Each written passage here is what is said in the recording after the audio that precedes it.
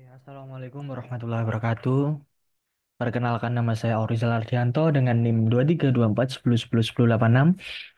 Pada kesempatan kali ini saya akan menjelaskan lembar kerja mahasiswa saya dengan mata kuliah Data Mining kelas B. Oke. Sebelumnya ini adalah soal-soalnya yaitu LKM 2. Yang pertama adalah jelaskan makna dataset, jelaskan pula makna data training dan data testing. Oke. Sebelumnya disuruh menjelaskan makna dataset. Dataset merupakan sebuah kumpulan data terstruktur yang berasal dari informasi-informasi pada masa lalu. Biasanya, dataset dipresentasikan dalam bentuk tabel, di mana setiap baris dan kolom mewakili variabel tertentu. Nah, selanjutnya, akan disuruh menjelaskan makna data training dan data testing. Oke. Yang pertama adalah data training dan data testing merupakan dua jenis data yang sangat penting dalam machine learning. Data training merupakan data yang digunakan untuk mengidentifikasi pola, membuat keputusan, dan belajar dari pengalaman sebelumnya. Data training melatih model machine learning. Semakin banyak data training yang diberikan, maka semakin baik model tersebut dalam membuat prediksi yang akurat. Sedangkan data testing digunakan untuk memeriksa seberapa baik model yang telah dilatih dalam membuat prediksi pada data baru. Sehingga data testing bisa membantu dalam memverifikasi bahwa model telah dilatih dengan efektif dan dapat bekerja dengan baik. Oke, itu adalah kesimpulan atau penjelasan dari dataset dan data training dan data testing. Oke, selanjutnya yang nomor dua, jelaskan proses penyusunan dataset. Proses penyusunan dataset yang pertama yaitu aggregation atau agregasi, yaitu menggabungkan beberapa atribut menjadi sebuah atribut. Yang selanjutnya yang kedua sampling, yaitu mengambil sebagian data yang bisa mewakili seluruh populasi. Jadi mengambil beberapa data atau sebagian data. Yang selanjutnya dimensionality reduction, yaitu teknik yang digunakan untuk mengurangi jumlah fitur input dengan tetap mempertahankan informasi yang relevan. Selanjutnya fitur subset selection, yaitu memiliki subset fitur dari himpunan fitur yang tersedia. Selanjutnya yang kelima yaitu fitur creation, yaitu membuat atribut baru yang mungkin penting untuk analisis data. Selanjutnya adalah discretization and binarization, yaitu mengubah variabel continue menjadi variabel discrete atau biner. Selanjutnya yang ketujuh adalah attribute transformation, yaitu proses mengubah skala atau distribusi atribut. Oke, itu tadi jelaskan proses penyusunan dataset.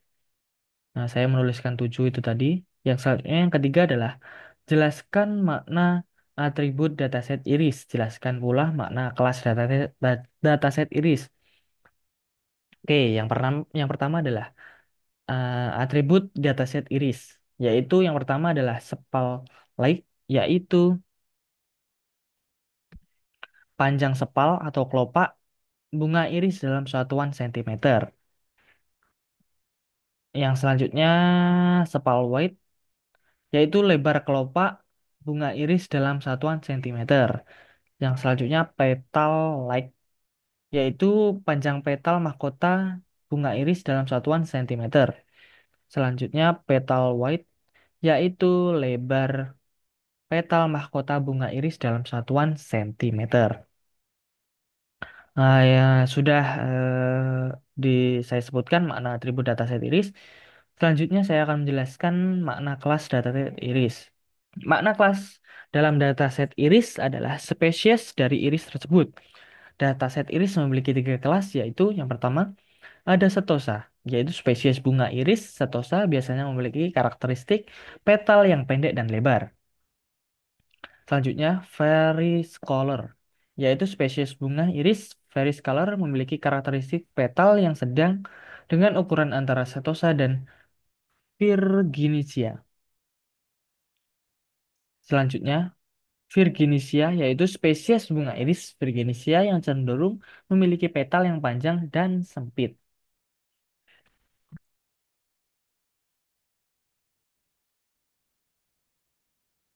Oke, selanjutnya Yang soal selanjutnya yang keempat yaitu masukkan dataset iris sebagai array dua dimensi di NumPy, pisahkan setiap kelas di array yang berbeda. Ada menjadi empat yaitu Stosia, Variscaler, Virginisia, dan Unknown. Oke, langsung saja masuk ke Google Colab aja.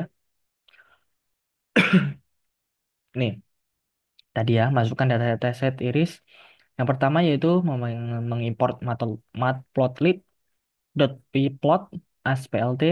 Selanjutnya menggunakan library numpy as np dan pandas as pd. Selanjutnya membuat variabel ini ya teman-teman, df. Kita memasukkan file CSV yang ada menggunakan pd.read CSV bernama content iris dataset CSV. Selanjutnya menggunakan df.head. Selanjutnya, selanjutnya kita caranya masukkan saya mau memasukkan ininya data CSV-nya dalam sini. Oke. Ini hasilnya adalah ini. Outputnya nomor, petal width, petal height, sepal weight, dan species name. Ada kan ada sentosa, sentosa, lain-lain. Oke, selanjutnya kan tadi sudah memasukkan dataset iris. Selanjutnya kita menggunakan ini array df to numpy print array-nya. Nah, ini akan terlihat beberapa apa tadi macam-macamnya, kelas-kelasnya. Ada setosa nih, kelihatan setosa satu sampai setosa sampai 1 sampai 45. Lanjut 46 Virginisia 46 sampai 90. Selanjutnya 91 versi color sampai 99 dan maaf maaf salah. Bukan 99 tapi sampai 135. Selanjutnya unknown 136 sampai 150. Oke, outputnya tadi ini 150. Yang selanjutnya kelas. Kita membagi kelasnya ya. Tadi udah kelihatan apa aja datanya. Selanjutnya kita buat classes Setosa, Versicolor, Virginia. Setosa sama dengan array dalam kurung siku array titik dua koma min satu sama dengan classes nol. Selanjutnya Versicolor array sama kelas cuma beda kelasnya satu dan Virginia kelasnya dua. Selanjutnya anu ini yang beda array kurung siku np.isin dalam kurung array titik dua koma min satu koma classes koma invert sama dengan true. Nih, selanjutnya kita memanggil stosanya print stosa. Nih, stosanya akan terpanggil 1 sampai 45 sama ya kayak tadi 1 sampai 45. Yang di print hanya stosa saja, yang lainnya tidak akan di print. Oke, stosa sudah ini kan sampai 45. Yang sekarang versi color. Kita tinggal panggil aja print versi color, akan tampil dia dari 91 sampai 135. Nih, 135. Selanjutnya Virginisia. Kita print aja langsung print. Jadi yang tertampil hanya yang di print. Ini 46 sampai 90. Selanjutnya unknown. Tinggal print aja, kita panggil. Nah, ini unknown yang paling sedikit. Oke, sudah terbagi dengan kelasnya masing-masing. Nomor 4. Selanjutnya, nomor 5, buatlah scatter plot yang menggunakan pasangan atribut berikut pada setiap kelas, termasuk unknown, berikut, kok berikut. Berikan warna merah untuk stosa, hijau untuk versi color, biru untuk Virginsia, dan kuning untuk unknown. Yang A, Spotlight and Petal White. Dan seterusnya, hintnya gunakan perintah scatter dan operasi slicing pada nampi untuk mempermudah tugas Anda.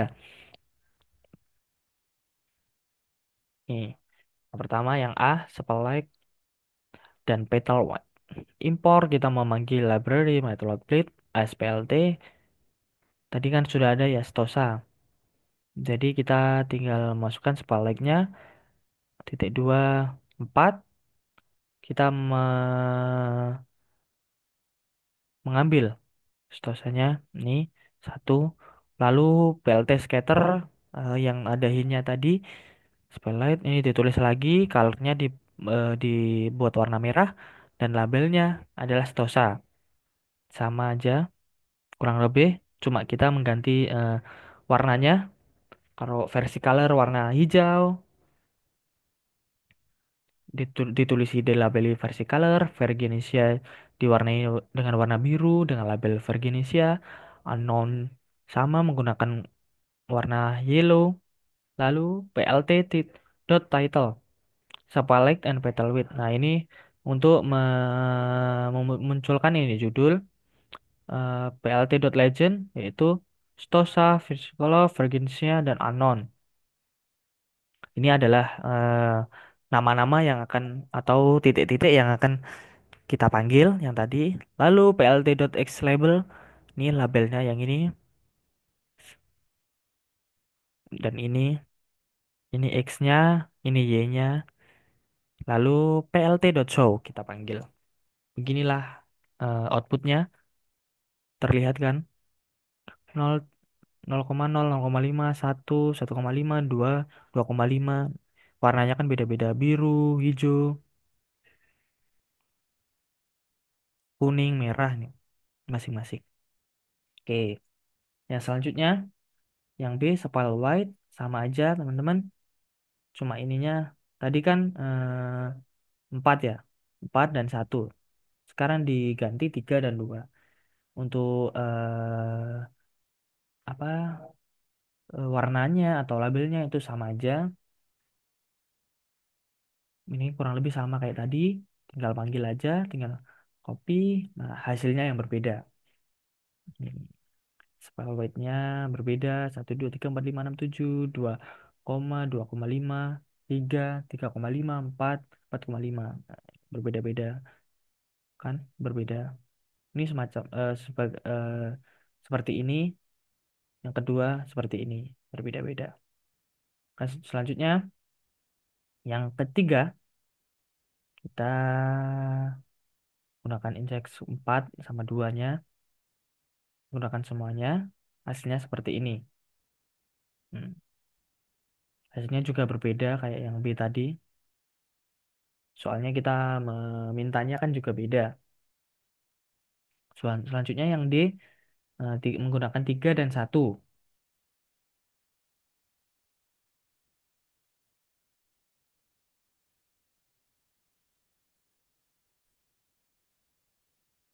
Oke, selanjutnya yang tadi, yang selanjutnya yang sepal white dan petal white sama aja kayak tadi. Kita menggunakan sintaks sentosa, setosa, kurung siku titik dua koma kurung siku lagi tiga. Ini adalah mengambil semua baris dan hanya ini mengambil semua baris dan hanya kolom ketiga atau indeks ketiga sebagai array dua dimensinya. Ini adalah lebar spal width-nya. Dan untuk petal weight-nya ini adalah mengambil semua baris dan hanya kolom ke satu atau indeks ke satunya sebagai array dua dimensinya untuk lebarnya. Kan untuk yang tadi berbeda-beda. Ini mengambil semuanya hanya indeks keempat dan kolom ke satu sama aja. Kayak tadi ini yang D. Sama versi kolom, spell weight, versi color. Ini kan tadi yang mengambil semua baris dan hanya kolom ketiga atau indeks ketiga dan indeks ke satu. Oke, langsung kita tampilkan outputnya sebagai berikut. Berbeda dengan yang tadi. Jadi semua kesimpulannya dari semua cara memiliki output yang berbeda-beda ya. Dari spotlight dan petal white, spal white dan petal light, spal light dan petal light, spal white dan petal white. Nah, itu. Jadi hasilnya berbeda-beda. Oke, selanjutnya sudah tadi.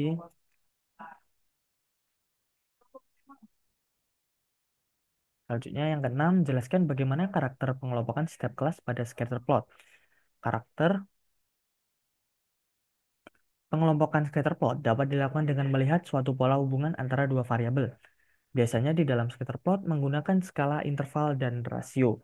Pengelompokan pada scatter plot akan terbagi menjadi dua kelompok, dan masing-masing kelompok akan dikelompokkan dalam satu variabel. Misalnya terdapat kelompok data A, maka diletakkan di variabel atau sumbu X. Sedangkan data kelompok B diletakkan di variabel sumbu Y-nya. Kan tadi sumbu sumbu X-nya lalu spell white, Y-nya kan yang ini. Selanjutnya yang nomor 7, perhatikan data yang berjenis unknown, jelaskan bagaimana cara meramal jenis data unknown. Untuk meramal jenis data yang berlabel unknown dalam scatter plot, langkah pertama adalah dengan mengamati distribusi titik-titik yang memiliki label kelas tertentu, yaitu Stosa, Versicolor, dan Virginesia.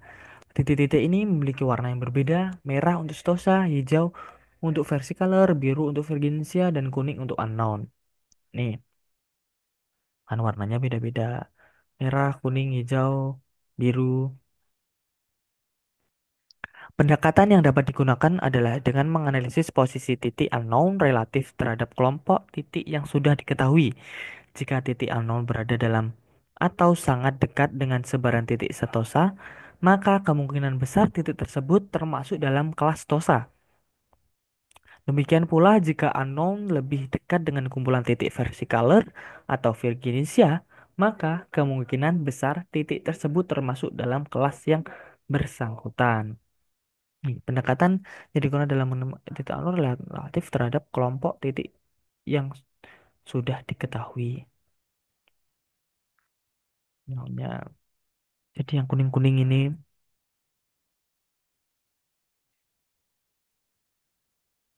oke teman-teman. Oke, lanjut. Nomor 8 yaitu buatlah paralel koordinat plot dari data yang berkelas setosa, versicolor, dan Virginesia. Berikan warna merah untuk setosa, hijau untuk versicolor, biru untuk Virginesia. Hintnya, gunakan perintah plot dan operasi slicing pada NumPy untuk mempermudah tugas Anda. Ini nomor 8. Kita memanggil library matplotlib, pplot asplt, dan numpy snp. Kita membuat variabel arr atau array, np array. Kita kan inginnya petal white, petal light, spell white, dan spell light. Ini ditulis for i in range, for i in range, len sentosa, plt plot, arr stosa, i indeks 1 semuanya dan kelima colornya red.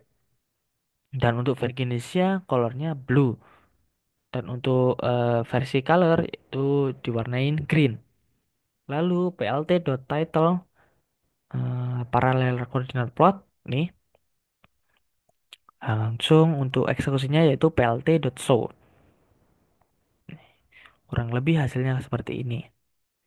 0, 1, 2, 3, 4, 5, 6, 7, 8. Nih grafiknya kayak gini. Ini adalah petal white, petal light. Langsung yang ini spell white, yang ini spell light. Kan berbeda-beda.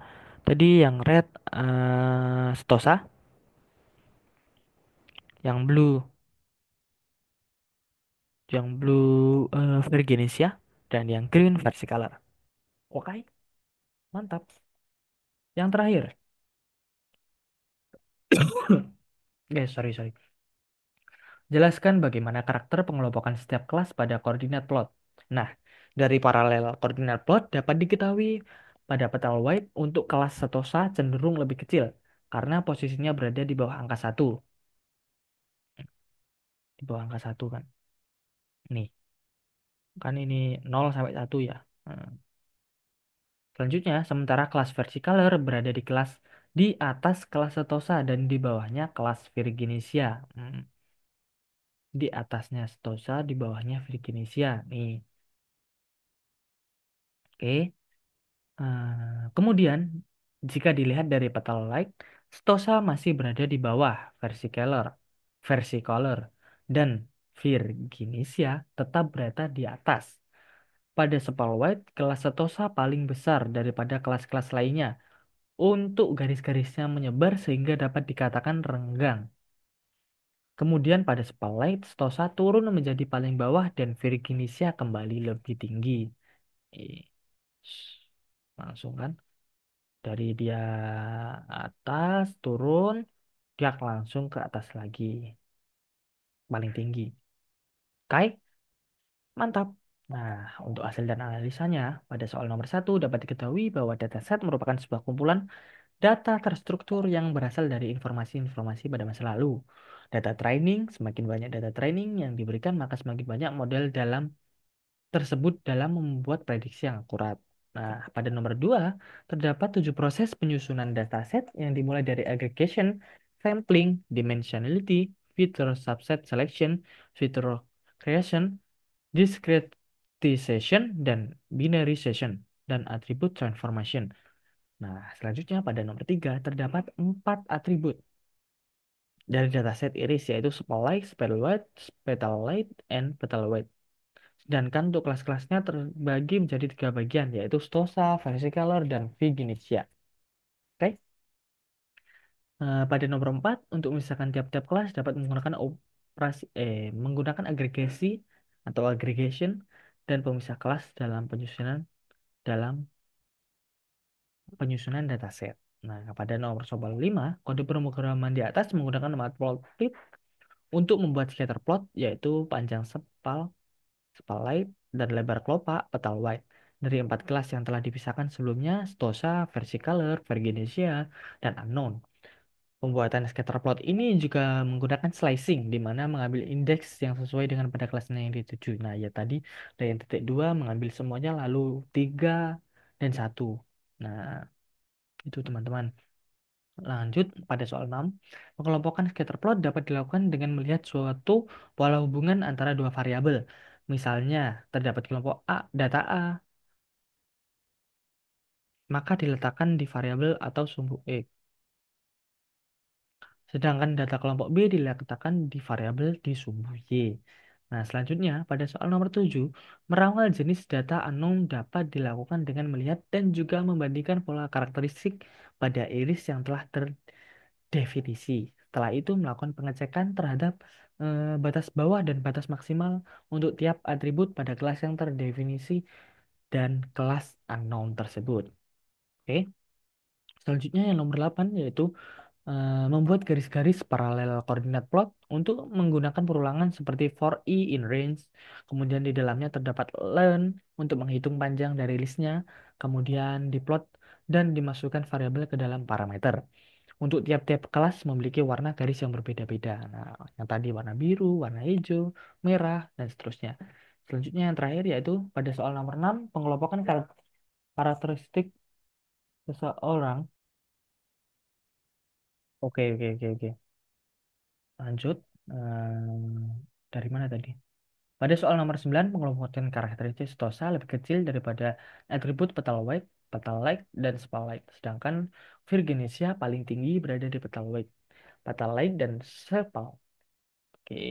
Kesimpulannya adalah dataset adalah kumpulan data terstruktur yang digunakan dalam berbagai analisis, termasuk machine learning, dan sebagainya. Data training digunakan untuk melatih model agar dapat mengenali pola, sedangkan data testing digunakan untuk menguji akurasi model dalam membuat prediksi. Selanjutnya, penyusunan dataset melibatkan beberapa langkah seperti agregasi, sampling, dan transformasi atribut untuk memastikan data yang digunakan relevan dan berkualitas. Dataset iris memiliki 4 atribut utama, yaitu spell light, spell wide, petal light, dan petal white, serta 3 kelas spesies yaitu Stosha, Versicolor, dan Virginesia. Visualisasi scatter plot menunjukkan pola pengelompokan setiap kelas berdasarkan atribut tertentu. Sementara paralel koordinat plot memberikan gambaran distribusi nilai dari masing-masing kelas. Dan data unknown dapat dipresiksi dengan membandingkan pola karakteristiknya dengan kelas yang sudah diketahui. Secara keseluruhan, analisis dataset iris menunjukkan bahwa setiap spesies memiliki karakteristik unik yang dapat dibedakan berdasarkan atribut tertentu. Dan proses visualisasi serta analisis membantu dalam memahami pola serta melakukan klasifikasi dengan lebih akurat. Oke, ini cukup sekian dari penjabaran LKM 2 data mining dari saya. Mungkin ada kurang lebih dari penjelasan dari saya. Semoga menjadi manfaat untuk kita semua. Apabila ada yang salah, mohon dimaafkan. Apabila ada yang keliru, mohon dimaafkan. Apabila ada penyebutan kata dari saya keliru, mohon dimaafkan. Dan apabila dapat ilmu, kita harus bersyukur. Alhamdulillah. Oke, cukup sekian penjelasan penjabaran LKM 2 data mining dari saya. Saya Auri Lardianto, pamit undur diri. Wassalamualaikum warahmatullahi wabarakatuh. Terima kasih yang sudah menonton. Tetap semangat berpuasa, jaga kesehatan, and bye.